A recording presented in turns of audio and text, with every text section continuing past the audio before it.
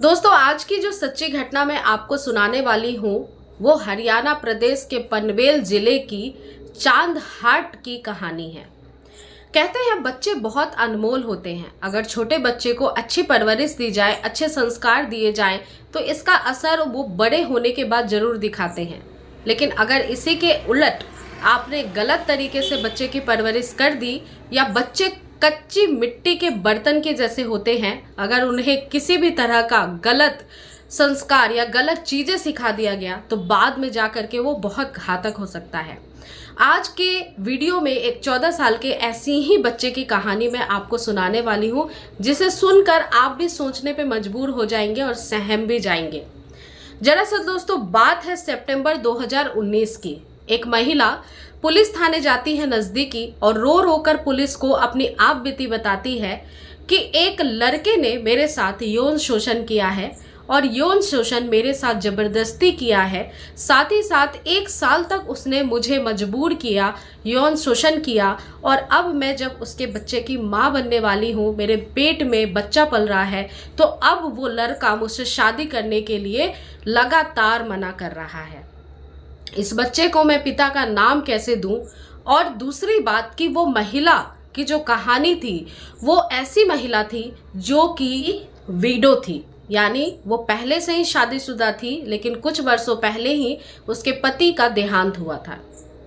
गांव से वो शहर की तरफ कुछ सालों पहले ही आई थी। गांव में उसका भरा पूरा परिवार था, रिश्तेदार थे, लेकिन उसकी आप बीती ऐसी थी कि एक दिन उसका पति घर की ही लाइन को सुधारता हुआ किसी वजह से करंट का शिकार हो जाता है और उसमें उसकी जान चली जाती है।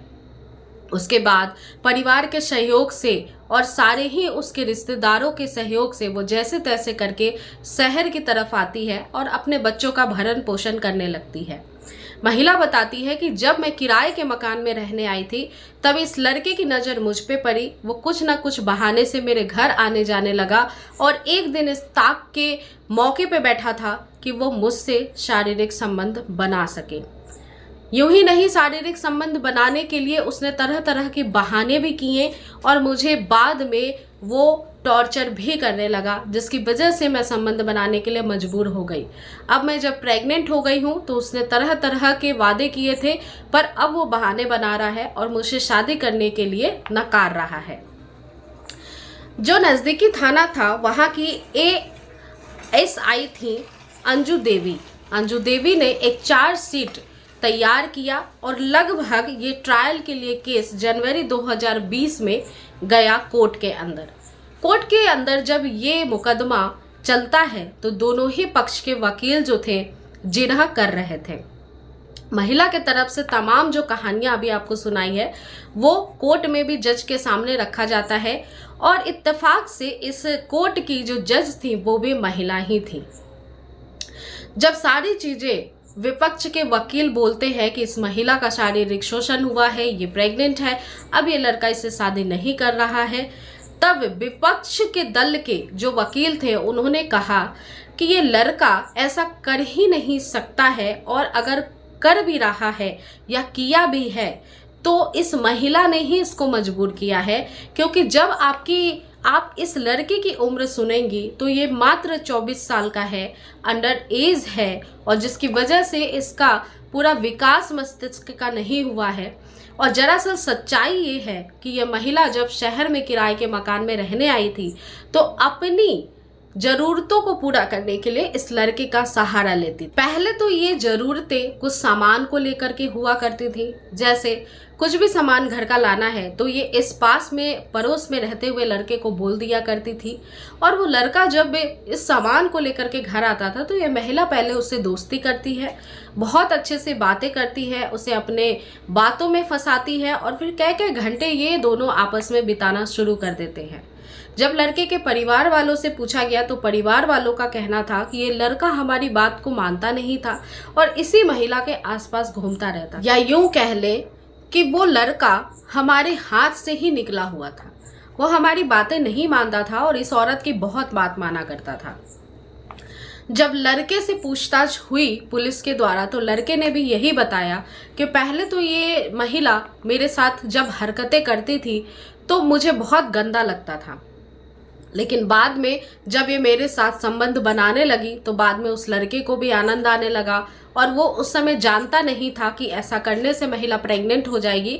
महिला को भी अपने शौक, अपनी ज़रूरतें पूरी करवानी थी, लेकिन वो ये नहीं जानती थी कि एक दिन यही शौक उसकी जो है गले की फांस बन जाएगी, वो प्रेग्नेंट हो जाएगी, और ये जो उसने काम किया है घिनौना, ये पूरा जग जाहिर हो जाएगा।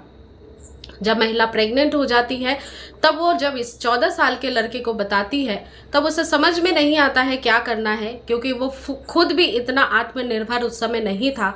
इस वजह से वो शादी के लिए मना कर देता है। अब जब जज साहिबा ये सारी बातें सुनती हैं तब वो समझ जाती हैं कि एक तरह से इस बच्चे का शोषण शारीरिक किया गया है। महिला के ऊपर कार्रवाई की जाती है। सारी धाराओं के समक्ष में महिला को जो है कानूनी कार्रवाई करते हुए उसे दोषी करार दिया जाता है। इस बच्चे को बाई इज्जत बरी कर दिया जाता है, लेकिन इस महिला पे कानूनी कार्रवाई हो जाती है। अब इस कहानी को सुनने के बाद आपकी क्या राय है ये मुझे ज़रूर दें। कई बार ऐसा होता है कि अभी की जो टेक्नोलॉजिकल इन्वायरमेंट है, इसमें बच्चे लोग मोबाइल चलाते हैं या कुछ भी गैजेट यूज़ करते हैं, तो आप एज ए पेरेंट उन पे ये भी ध्यान रखें कि वो सही चीज़ें देख रहे हैं या गलत किसी रास्ते पे जा रहे हैं। कोई उन्हें गलत रास्ते पे ले जाने की कोशिश तो नहीं कर रहा है। अगर समय पे इसे परिवार का साथ इस लड़के को मिल जाता, और वो भी एक तरह से इस मैच्योरिटी के साथ कि लड़के को किस तरह से उन्हें समझाना है, गाइड करना है, तो शायद इस लड़के के साथ इस तरह के हादसे नहीं होते। न जाने कितने बच्चे ऐसी ही परिस्थिति से गुजर रहे होंगे और आपकी सहायता की उन्हें ज़रूरत पड़ती होगी। अपने आसपास ऐसा कुछ भी होते हुए देखें तो ज़रूर बच्चों की मदद करें, चाहे वो आपके घर का बच्चा हो या फिर आपके समाज में, आपके पड़ोस में रहता हुआ कोई भी बच्चा हो। उम्मीद करती हूँ कि ये कहानी आपको सुनकर काफ़ी पसंद आई होगी, और मेरा किसी भी व्यक्ति विशेष को भावनाओं को ठेस पहुंचाने का, इस कहानी का सुनाने का मकसद नहीं था। बस मैं आपको जागरूक करना चाहती थी। मेरा नाम पूजा है और ऐसे ही सच्ची घटनाओं से पे आधारित कहानियां मैं डेली लेकर अपने चैनल पे आती रहती हूँ। तो आप चाहें तो चैनल को सब्सक्राइब कर दीजिए और इस वीडियो को लाइक कर दीजिए। धन्यवाद।